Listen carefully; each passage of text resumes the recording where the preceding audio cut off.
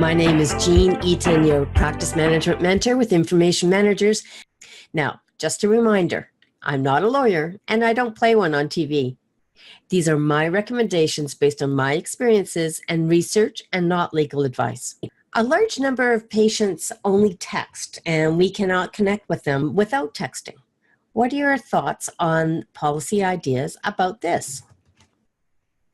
Well, I know that there are a number of situations in which clinics really are feeling compelled to provide texting as an option to their patients.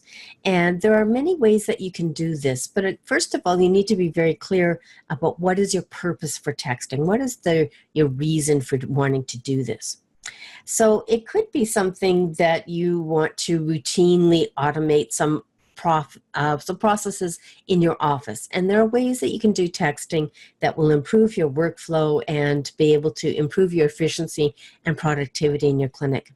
So if these are routine appointment reminders or perhaps some episodic information that you want to offer for a follow-up appointment because it's part of the screening program or because of lab test results that have come back in, there are ways that we can do this to text your patients coming from you to the patient. What becomes more challenging is in the situations where you have patients who want to provide their information to the clinic, and they need to do that by text because it's not convenient for them to do it in any other way. So it may be because of their location. They're in a remote community and texting is the only way to be able to communicate. Maybe they don't have a home residence and they only have text. They don't have phone or other landline communications. And why do they want to text you? These are things that you need to become really clear upon. Is it for appointment requests? Is it for continuing care and treatment?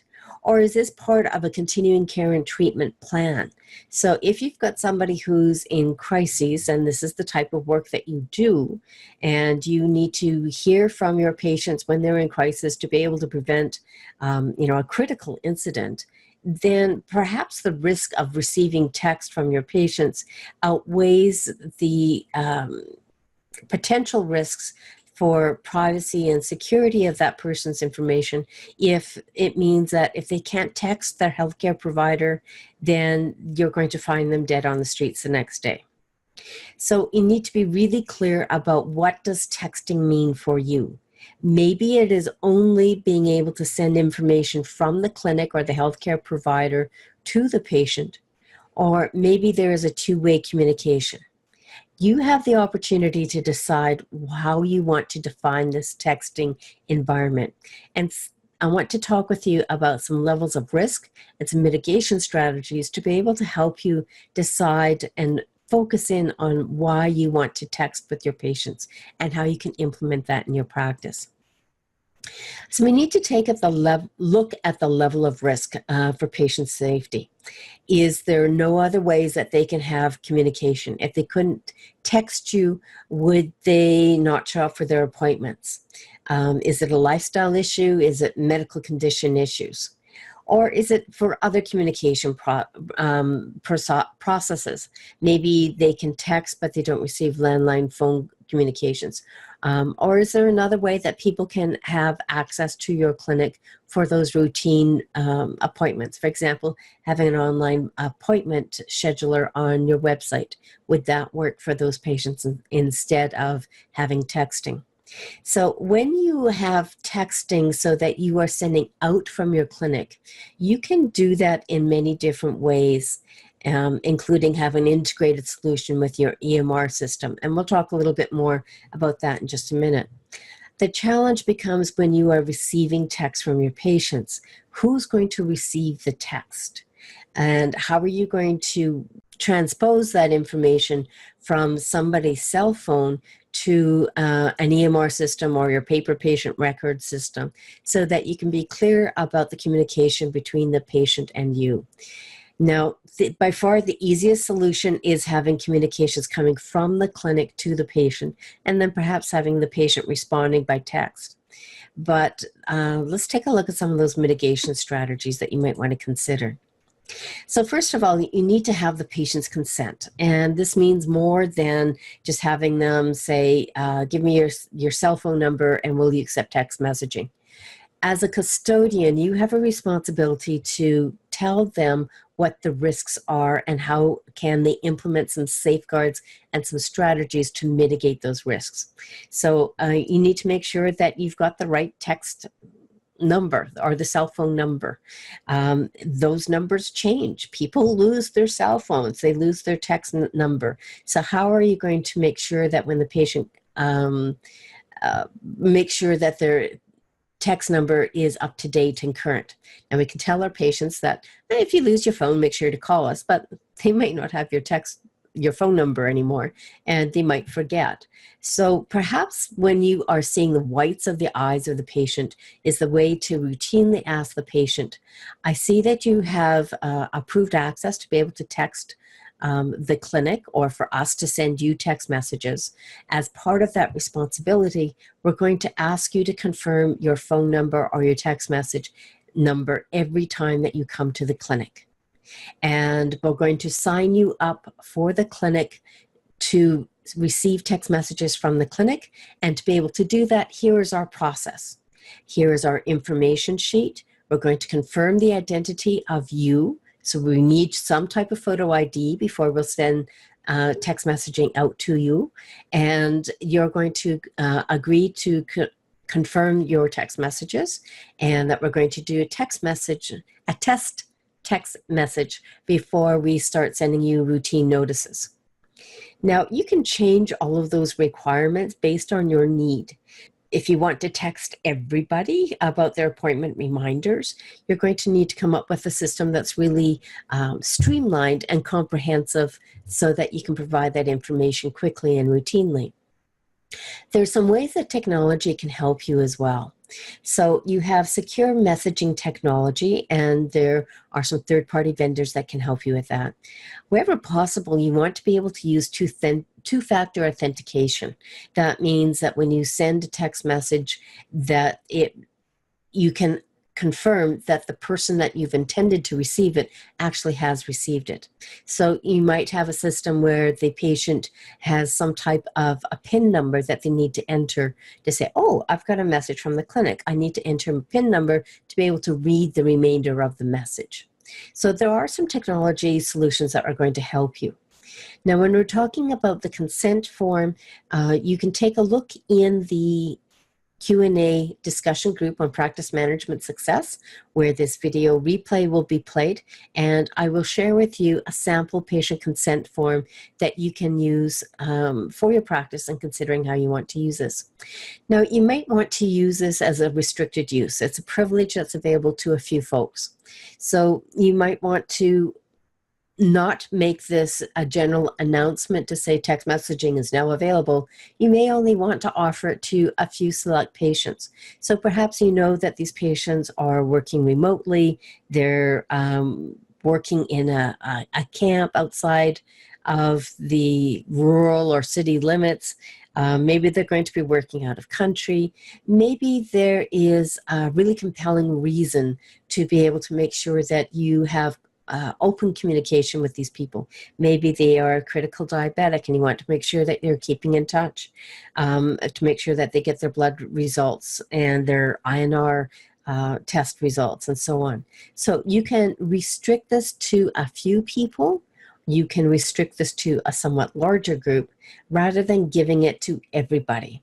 So in your policies and procedures about how you are going to use text messaging, make sure that you've identified all of these options and identify what you considered and what your decision was. So if you have a text solution, which is, the clinic manager uses her cell phone, she sends it the text messaging to a few patients, and we've decided that we're going to do this because the patients are really at risk and they're critical at risk. So if we didn't use this solution, even if it really wasn't the best technical solution, it really could have serious consequences for the patient. If you plan on sending text messages routinely to a large number of patients, you're going to put the time and energy to get a better technological solution that is going to keep that information safe and secure. So it really depends a great deal on why you want to be able to text. Is it coming from your clinic to the patient, or is it coming from the patient to the clinic? There are trusted technology providers that you can use. Many of your electronic medical record providers now allow a way to be able to text message your patients right from the EMR, and that by far is the most efficient. It is usually the most technology secure, and it is a way to be able to provide that documentation in your clinic about how you've communicated with the patient. So that has an obvious advantage.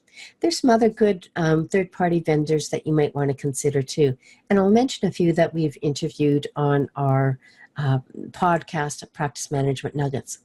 So last year we interviewed the folks from Bleen, Chris Narain and Robert Cove, about the patient appointment management system from Bleen.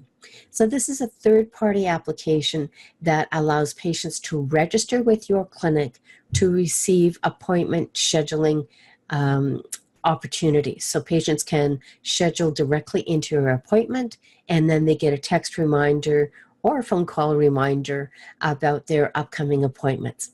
So if you'd like some more information about that, you can take a look at Practice Management Success in the webinars, and take a look at the webinar that we did with Bleen last year. Now, another alternative is ezReferral.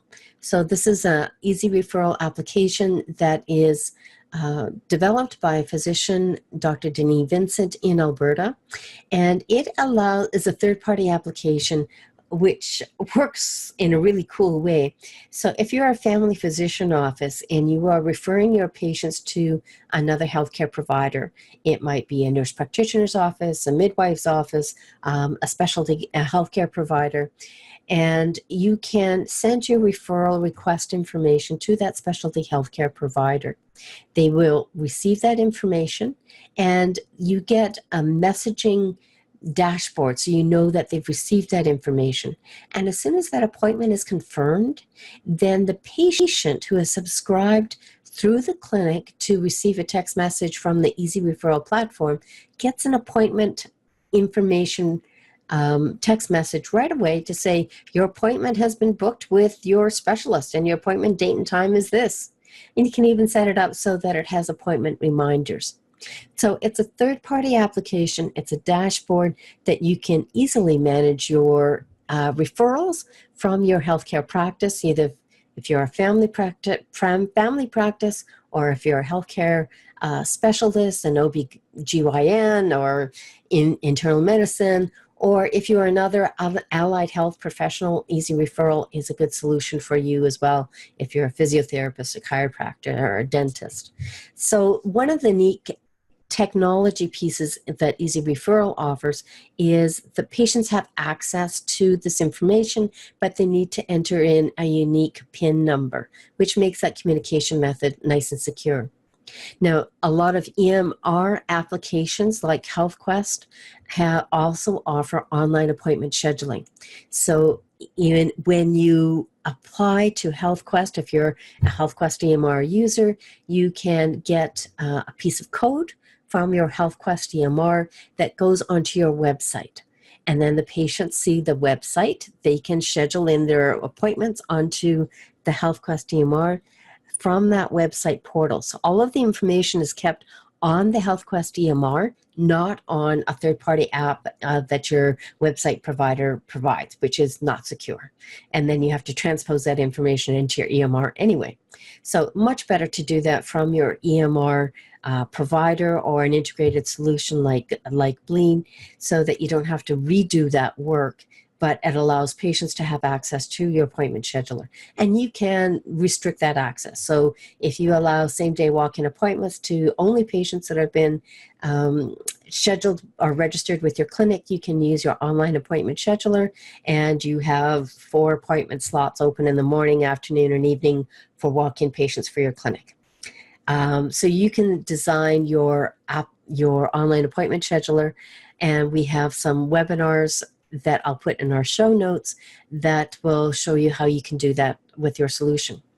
Now, if you're going to apply some type of solution to your practice, whether it's just text messaging from your cell phone or an integrated solution with your EMR or a third-party vendor, then you need to update your privacy impact assessment. And you probably need to do a PIA for that particular project. This doesn't have to be a big deal, but it is really important that you take the time to really well design your application about how you're going to use text messaging. Now, in this case, using text messaging technology is easier to implement than it is to do all the policies and procedures and being really clear about how you're going to use it. But if you don't take that step to identify your rules about how you're going to use it within your clinic, how you're going to explain it with your patients, and how you're going to implement it and be able to monitor it, then you are going to definitely run into problems. So take the time to clearly identify your goals for your project, who's going to have access, what are the outcomes, and what are the rules around that. And you can do that when you go through the structure of doing a privacy impact assessment. If you want some help about doing a project-specific PIA, especially if you've already got your foundational or your organizational PIA in place, we have a course for that. That's the e-course, Protect Your Practice, Your Assets, and Your Patients with Privacy Impact Assessments. So I'll include the notes in the show notes for our show so that you can take a look at that course as well.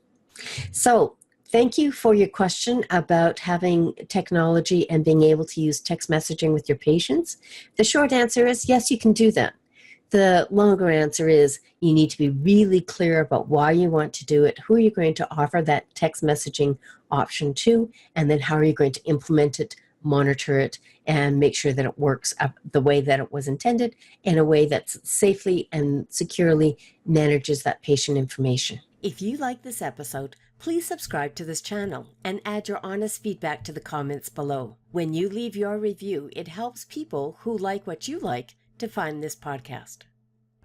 Until next time, this is Jean Eaton, your practice management mentor with Information Managers.